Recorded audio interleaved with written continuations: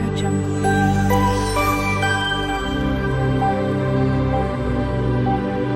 Audio Jungle. Hi friends, నేను మీ Triveni. Welcome back to Triveni's kitchen. Triveni's కిచెన్లో ఇవాల్టి వీడియోలో అచ్చం రెస్టారెంట్ స్టైల్లో క్యాబేజీ 65 డీప్ ఫ్రైని ఎలా చేసుకోవాలో చూపిస్తానండి. చాలా సింపుల్గా తక్కువ టైంలోనే చక్కగా ఈ క్యాబేజీ ఫ్రైని చేసేసుకోవచ్చు. ఇలా చేసుకున్న ఫ్రైని పప్పులోకి, పప్పుచారులోకి, సాంబార్లోకి సైడ్ డిష్గా చక్కగా యూజ్ చేసుకోవచ్చు. అంతేకాకుండా ఈవినింగ్ స్నాక్ అయినా తీసుకోవచ్చు పకోడీలా. సో మరి ఈ ఫ్రై చేసే ఆ ప్రాసెస్ ఏంటో చూసేద్దాం. ఫస్ట్ నేను ఇక్కడ ఒక క్యాబేజీని తీసుకున్నానండి. దీని వెయిట్ వచ్చేసి దగ్గరగా ఒక 300 to 400 గ్రామ్స్ వరకు ఉంటుంది. ఫస్ట్ క్యాబేజీ పైన ఉన్న 2 లేయర్స్ వరకు తీసేద్దామండి. మనం ఎలాగో క్యాబేజీని వాష్ చేయం కనుక ఇలా 2 లేయర్స్ తీసుకోవడం వల్ల క్యాబేజీ క్లీన్గా ఉంటుంది. నెక్స్ట్ వీటిని మరీ పెద్దవి కాకుండా మరీ చిన్నవి కాకుండా కాస్త ముక్కలు అనేవి మీడియంగా కట్ చేసుకోవాలి.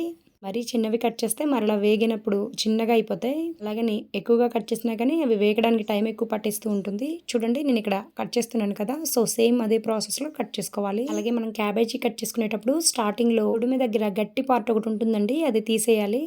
సో ఫైనల్గా క్యాబేజీ అంతా కూడా ఇలా కట్ చేసి పెట్టుకున్నాను. నెక్స్ట్ ఈ క్యాబేజ్ని ఒక బేసిన్లోకి వేసేసుకోవాలి. ఇప్పుడు ఇందులోకి స్పైసెస్ని యాడ్ చేసుకుందాం. ఫస్ట్ టేస్ట్కి తగినంత సాల్ట్ వేసుకోవాలి. నేను ఇక్కడ 1 టీ స్పూన్కి కొంచెం తక్కువగా వేసాను. అలాగే 1/2 టీ స్పూన్ వరకు పసుపు వేసుకోవాలి. నెక్స్ట్ 1.5 టీ స్పూన్ దాకా కారం వేసుకోవాలి. అలాగే 1 టీ స్పూన్ ధనియాల పొడి, 1/2 టీ స్పూన్ వరకు వేయించిన జీలకర్ర పొడిని వేసుకోవాలండి.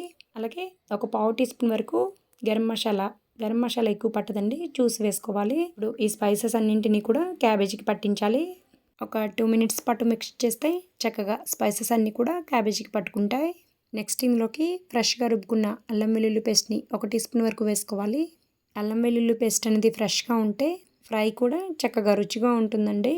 సో నెక్స్ట్ ఇందులోకి 2 టేబుల్ స్పూన్ల బియ్యం పిండిని వేసుకోవాలి. ఈ బియ్యం పిండి ఫ్రైకి బైండింగ్లా హెల్ప్ అవుతుంది. నెక్స్ట్ 2 టేబుల్ స్పూన్ల మైదా వేసుకోవాలి. అలాగే ఫ్రై అనేది మంచి క్రిస్పీగా రావడం కోసం మరొక 2 టేబుల్ స్పూన్ల వరకు కార్న్ ఫ్లోర్ని కూడా వేసుకోవాలండి.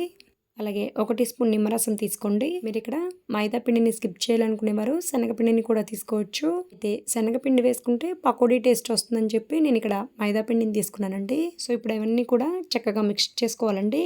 ఇప్పుడు ఇందులోకి ఎక్స్ట్రా వాటర్ ఏం పట్టవండి. ఆల్రెడీ క్యాబేజ్లోంచి కొద్దిగా వాటర్ వస్తుంది.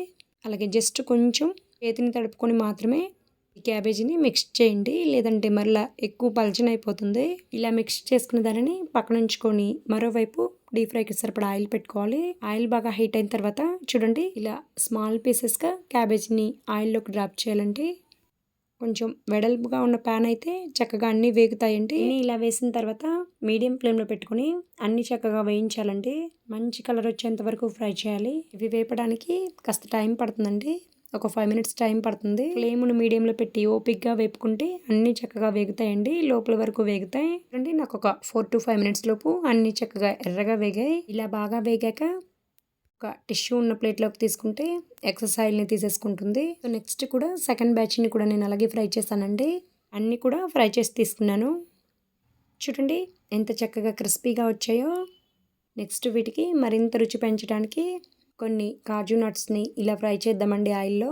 ఇవి బాగా వేగాక మరికొన్ని కరివేపాకును కూడా తీసుకుని వాటిని కూడా క్రిస్పీగా అయ్యేంతవరకు ఫ్రై చేద్దాం. ఇవి వేసుకోవడం వల్ల ఫ్రై తింటూ ఉంటే మధ్యలో ఇలా పంట కింద తగులుతూ ఉంటే కమ్మగా ఉంటుందండి ఫ్రై.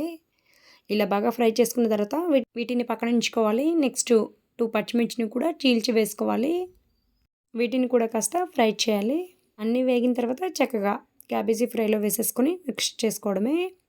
అంతే ఫ్రెండ్స్, ఎంతో రుచికరమైన crispy cabbage 65 deep fry ready అయింది కదా. చూసారు కదా ఫ్రెండ్స్, ఎవరైనా ఇట్టే చేసేయచ్చు. సో మరి నచ్చిందా వీడియో? నచ్చితే తప్పకుండా ఒక లైక్ చేసి మీ ఫ్రెండ్స్కి షేర్ చేయండి. అలాగే ఇలాంటి మరిన్ని సింపుల్ రెసిపీస్ కోసం మన ఛానల్ని సబ్స్క్రైబ్ చేసుకోండి. Thank you for watching.